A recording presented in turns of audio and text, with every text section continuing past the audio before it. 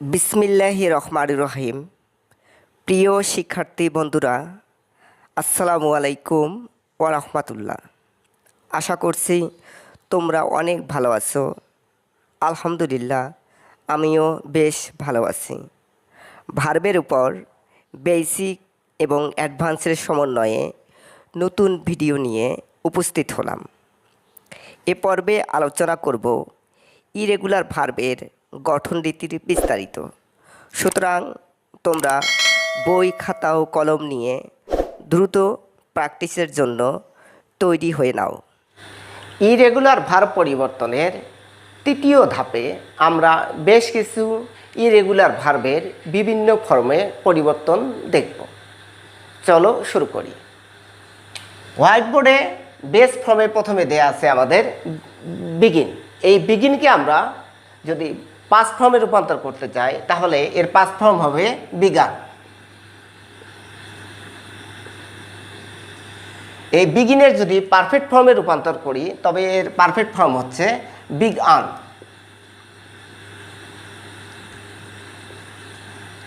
এখন বিগিনকে যদি আমরা প্রেজেন্ট পার্টিসিপল ফর্মে রূপান্তর করতে চাই এক্ষেত্রে আমাদের একটি রুল মনে রাখতে হবে। সেটি হচ্ছে কোনো ভার্বের শেষে তিনটি লেটারের প্রথমটি যদি কনসোনেন্ট, মাঝেরটি যদি ভাওয়েল এবং শেষেরটি যদি কনসোনেন্ট থাকে তবে উক্ত ভার্বকে প্রেজেন্ট পার্টিসিপল ফর্মে রূপান্তর করতে শেষের কনসোনেন্টটি ডাবল করে দিয়ে তার সঙ্গে আইএনজি যোগ করে দিলেই আমাদের প্রেজেন্ট পার্টিসিপল ফর্মে রূপান্তর হবে। তো এখন আমরা বিগানকে প্রেজেন্ট পার্টিসিপল ফর্মে রূপান্তর করব।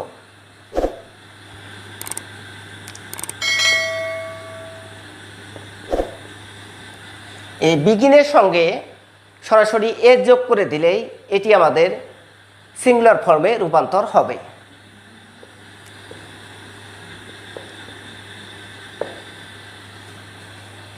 এরপরে দেয়া আছে ড্র। এই ড্র এর পাস্ট ফর্ম হচ্ছে ড্রিম।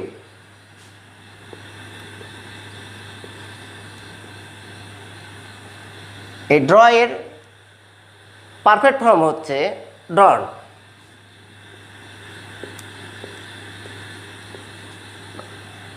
এই ড্রকে যদি আমরা প্রেজেন্ট পার্টিসিপল ফর্মে রূপান্তর করতে চাই তাহলে এর সঙ্গে সরাসরি আইএনজি যোগ করে দিলেই আমাদের প্রেজেন্ট পার্টিসিপল ফর্ম রূপান্তর হবে।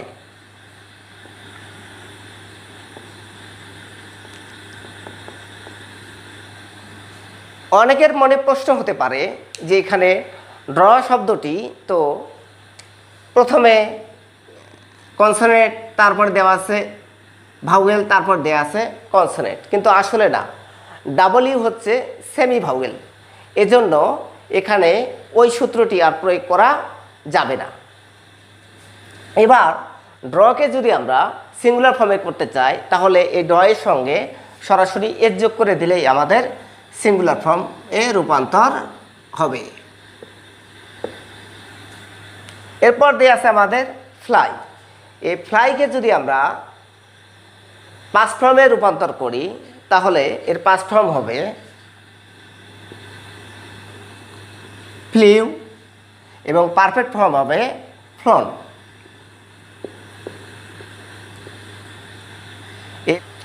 এই ফ্লাইকে যদি আমরা প্রেজেন্ট পার্টিসিপল ফর্মে করতে চাই তবে ফ্লাইয়ের শেষে আইএনজি যোগ করে দিলেই আমাদের এটি প্রেজেন্ট পার্টিসিপল ফর্মে রূপান্তর হবে।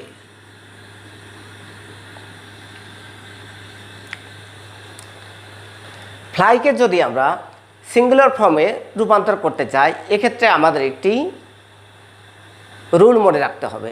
সেটি হচ্ছে যদি কোনো ভার্ব ওয়াই দিয়ে শেষ হয় এবং ওয়াই এর পূর্বে যদি আমাদের কনসোনেন্ট থাকে তাহলে ওয়াইটা আই এর রূপান্তর হবে এবং এই আই এর পরে ই এর যুক্ত করে আমাদের সিঙ্গুলার ফর্ম গঠন করতে হবে। তা আমরা দেখি আমার ভার্বটা শেষ হয়েছে ওয়াই দিয়ে এবং ওয়াই এর পূর্বে আমাদের একটি কনসোনেন্ট আছে, তবে এক্ষেত্রে আমরা এই ওয়াইকে আই এর রূপান্তর করব এবং এর সঙ্গে ই এর যোগ করে আমরা সিঙ্গুলার ফর্ম করব। তাহলে আমরা লিখতে পারি F L I E S, flies. আমাদের সিঙ্গুলার ফর্ম হয়ে গেছে। এরপরে দেয়া আছে আমাদের নো। এই নোকে যদি আমরা পাস্ট ফর্ম করি তাহলে এই নো এর পাস্ট ফর্ম হবে নিউ। যদি নোকে আমরা পারফেক্ট ফর্মে করতে চাই তাহলে এর পারফেক্ট ফর্ম হবে নোন। নোন। এই নোকে যদি প্রেজেন্ট পার্টিসিপল ফর্মে রূপান্তর করি তবে নো এর শেষে আইএনজি যোগ করে দিলেই আমাদের এটি প্রেজেন্ট পার্টিসিপল ফর্মে রূপান্তর হবে। আর নো এর শেষে সরাসরি এর যোগ করে দিলেই এই নোটা সিঙ্গুলার ফর্মে রূপান্তর হবে। সর্বশেষ দিয়ে আছে আমাদের সুইম। এই সুইমকে যদি আমরা পাস্ট ফর্মে রূপান্তর করি তাহলে হবে সোয়াম।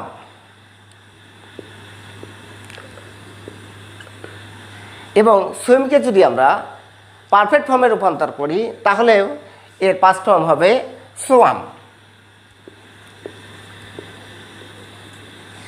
এই সুইমকে যদি আমরা প্রেজেন্ট পার্টিসিপল ফর্মে রূপান্তর করি এক্ষেত্রে আমাদের ওই রুলটি মনে করতে হবে, সেটা আবারও রিমাইন্ডার দিতে চাই। সেটি হচ্ছে কোনো ভার্বের শেষের 3টি লেটারের প্রথমটি যদি কনসোনেন্ট, মাঝেরটি যদি ভাওয়েল এবং শেষেরটি যদি আবার কনসোনেন্ট হয় তবে শেষের কনসোনেন্টটি ডাবল করতে হবে এবং তার সঙ্গে আইএনজি যোগ করলে আমাদের প্রেজেন্ট পার্টিসিপল ফর্মে রূপান্তর হবে। সে অনুযায়ী আমরা এই সুইমকে প্রেজেন্ট পার্টিসিপল ফর্মে রূপান্তর করব।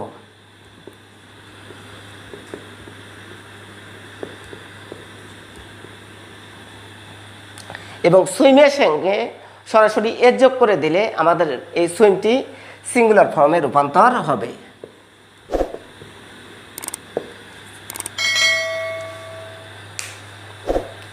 এতক্ষণ দেখলাম ইরেগুলার ভার্ব পরিবর্তনের তৃতীয় ধাপে বেশ কিছু ভার্বের পরিবর্তন প্রক্রিয়া। এখানে প্রত্যেকটি ভার্ব আলাদা আলাদাভাবে পরিবর্তন সম্পন্ন করেছে।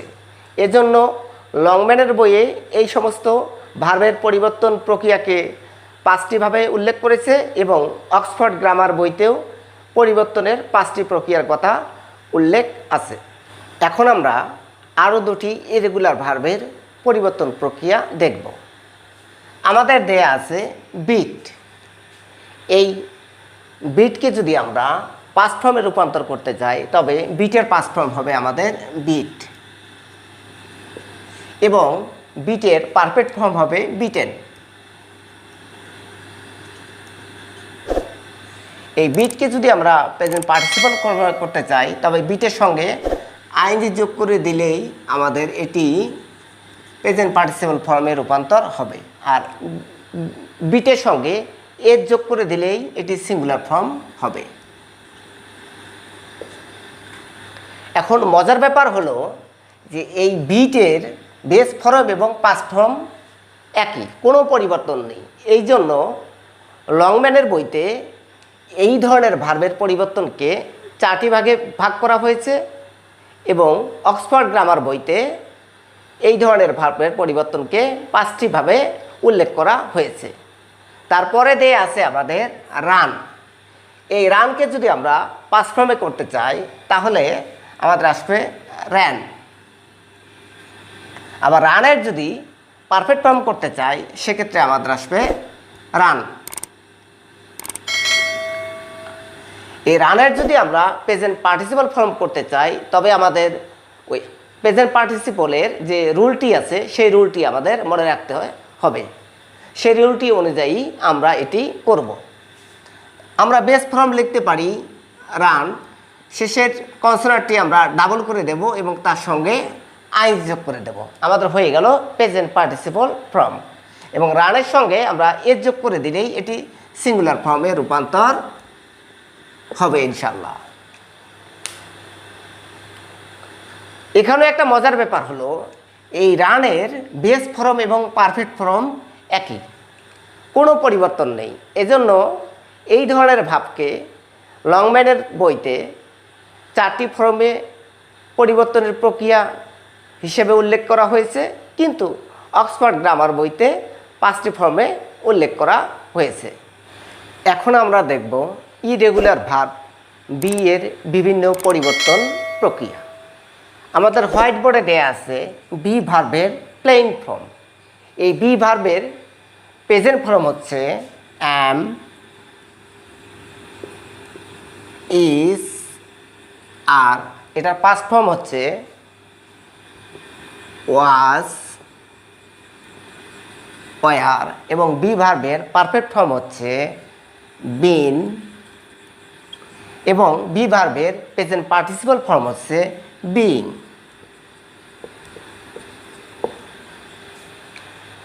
আমরা দেখলাম বি ভার্বের পরিবর্তনের 8টি রূপ। প্রিয় শিক্ষার্থী বন্ধুরা, ইরেগুলার ভার্বকে আমি বেশ কয়েকটি ধাপে তোমাদের মাঝে তুলে ধরেছি। ইংরেজিতে ভালো করতে হলে বেশি বেশি প্র্যাকটিসের কোনো বিকল্প নেই। আজকের পর্বটি এখানেই শেষ করছি। নতুন ভিডিও শীঘ্রই আসবে, সেজন্য তোমরা চ্যানেলটি সাবস্ক্রাইব করে পাশে থাকা বেল আইকনটি প্রেস করে দাও। সকলকে ধন্যবাদ। আসসালামু আলাইকুম ওয়া রাহমাতুল্লাহ।